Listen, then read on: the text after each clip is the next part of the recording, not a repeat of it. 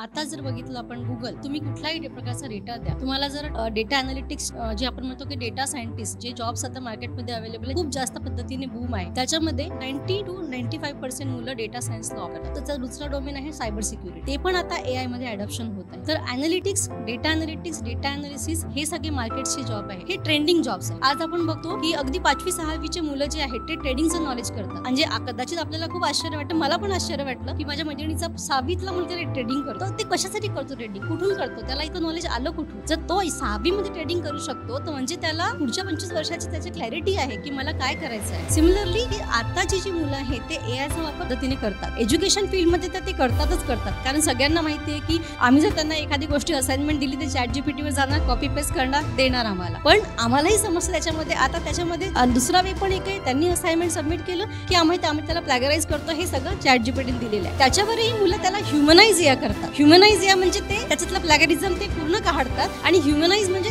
अगदी ह्युमनने लिहिलेलं आहे असं आम्हाला कळतं. त्यातला प्लॅगरिझम 0% असतं. So see how well they are prepared for the coming generation of AI.